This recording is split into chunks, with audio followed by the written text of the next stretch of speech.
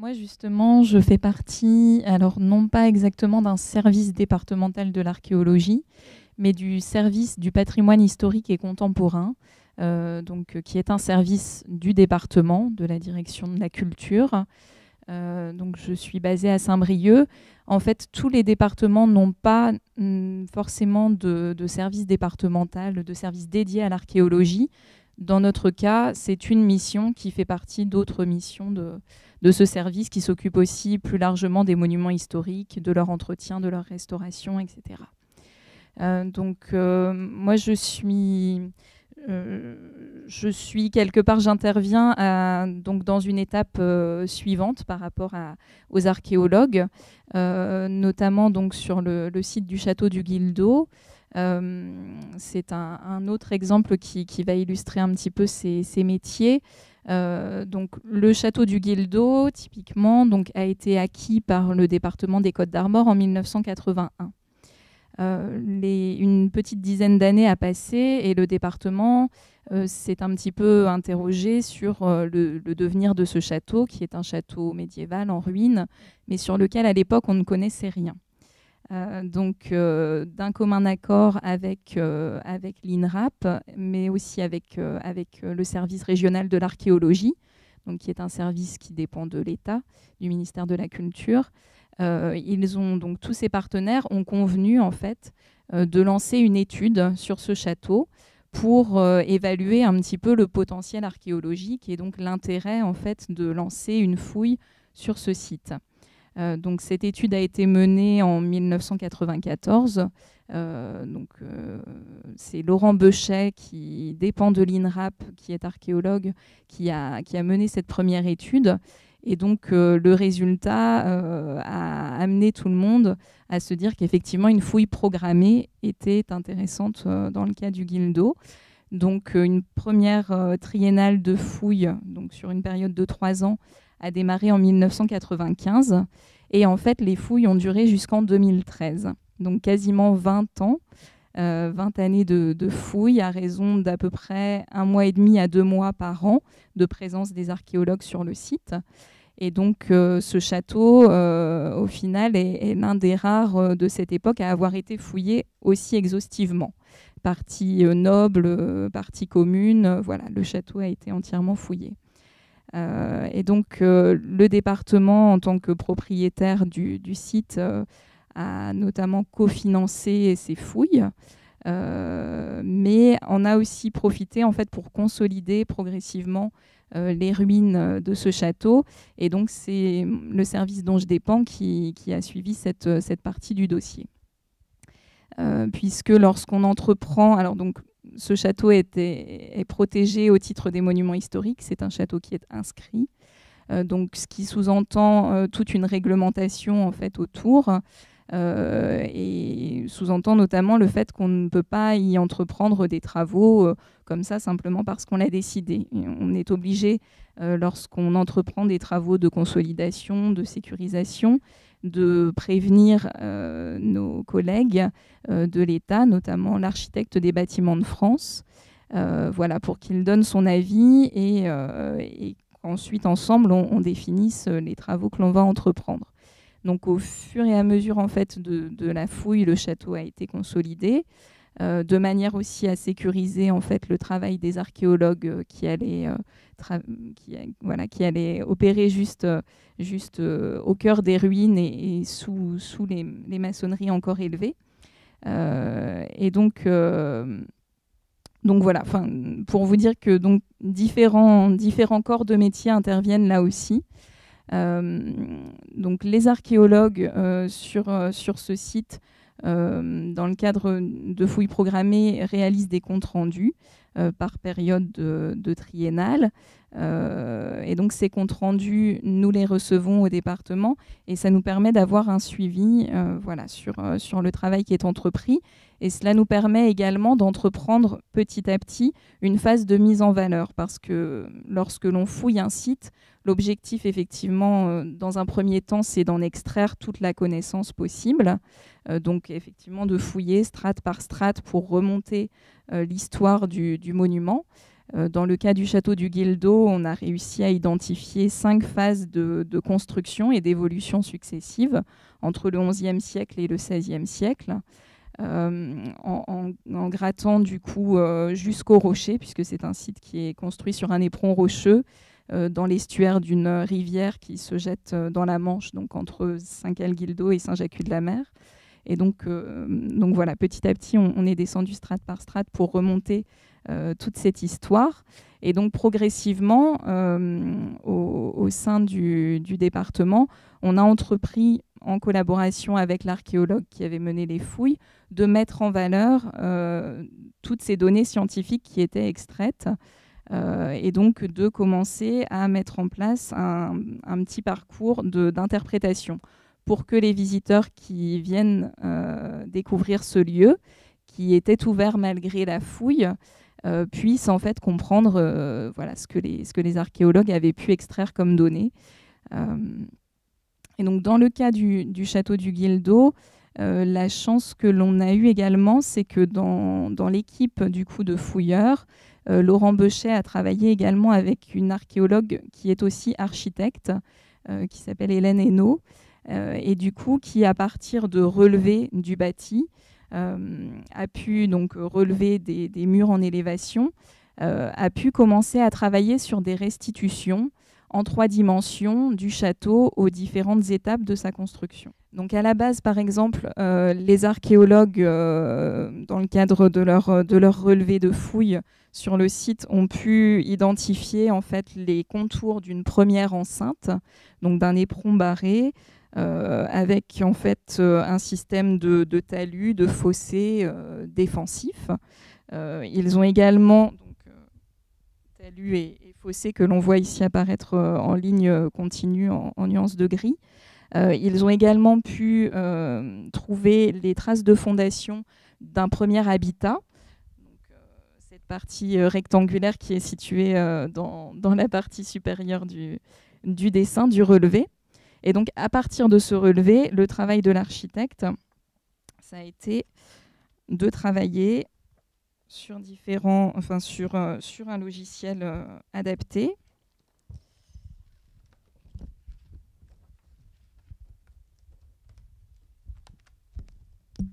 Voilà, pour réussir en fait à redonner un petit peu une silhouette à ce premier château donc, du XIe siècle, qui est donc ce que l'on voit ici sur le dessin supérieur. Donc ce genre de données, voilà, c'est vraiment extrêmement intéressant déjà pour la connaissance, parce que ça permet, alors bien sûr, c'est toujours de l'ordre de l'hypothèse, parce qu'on n'est jamais certain à 100% que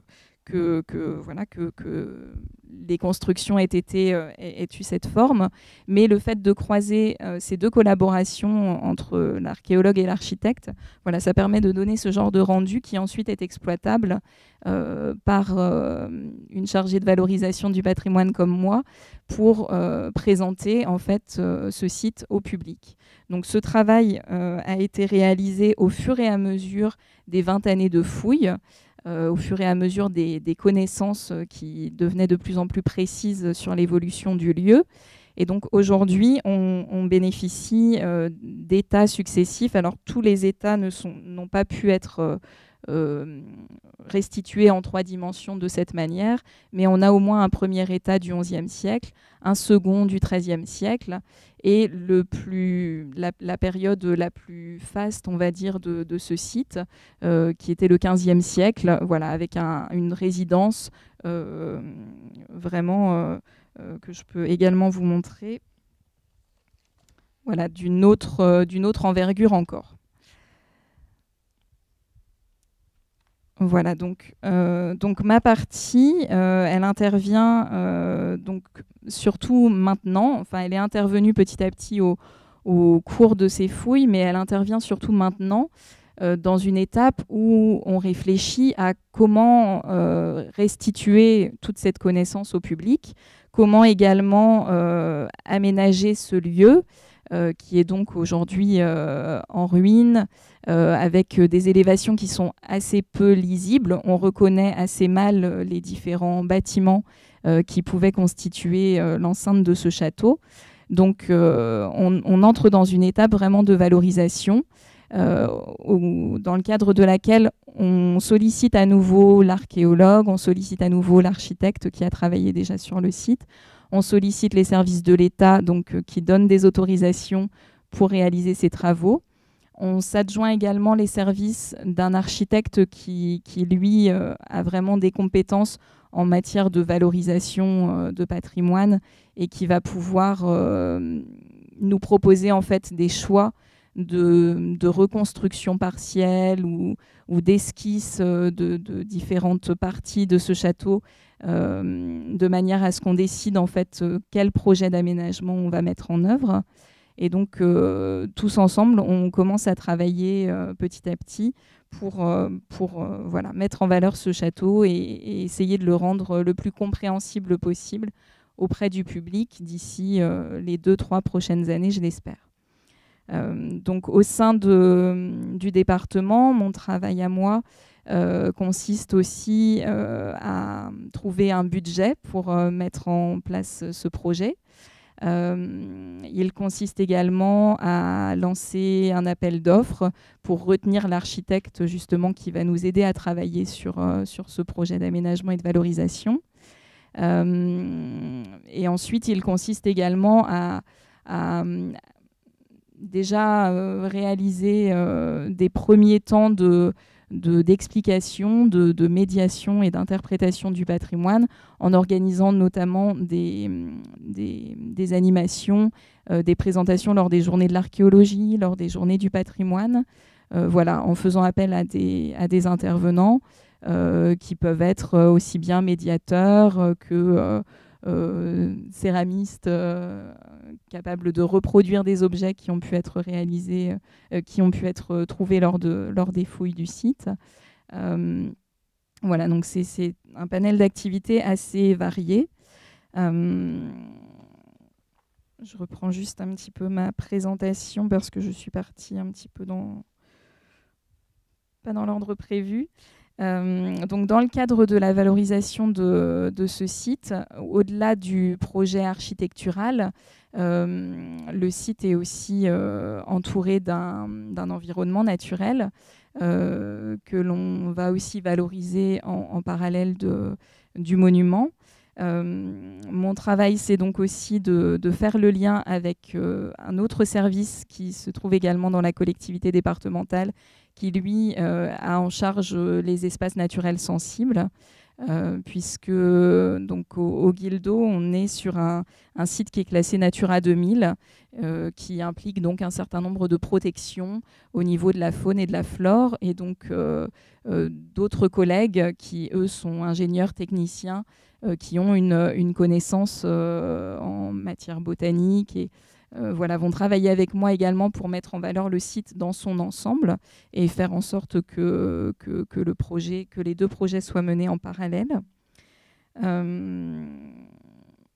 Ensuite, en termes de valorisation, on peut aussi être amené à travailler sur de la publication de données, sur la participation à des colloques, et donc on va aussi être amené à croiser des historiens qui vont parfois nous aider en fait à resituer un petit peu cette histoire du château du Guildo au travers des siècles dans l'histoire locale mais aussi régionale et nationale, ce qui va aussi nous apporter voilà, des éléments d'explication pour présenter ce patrimoine au public. Et ensuite, en termes de médiation, on peut aussi être amené à croiser, alors dans le cadre du château, je vous montrais ces belles restitutions en 3 dimensions. Aujourd'hui, c'est vrai qu'un château comme celui-là, qui est assez peu lisible lorsqu'on se rend physiquement sur le site, on peut aussi, grâce aux nouvelles technologies, développer, vous l'aurez bien imaginé, des applications qui vont permettre de rendre un petit peu les états successifs de ce château au fil des siècles, qui vont pouvoir aussi nous permettre, pourquoi pas, de présenter du mobilier puisqu'on a également trouvé beaucoup de céramique, beaucoup de mobilier métallurgique sur le site, qui comportait notamment une forge et des écuries. Et donc tout ce mobilier, dans un site en ruine, c'est compliqué de le présenter parce qu'on n'a pas d'espace couvert, on ne va pas pouvoir le présenter dans de bonnes conditions. Mais voilà, la création d'un site internet assez dense, aussi pourquoi pas d'une application numérique, va pouvoir nous permettre de présenter tout cela au public et d'amener ces éléments jusqu'au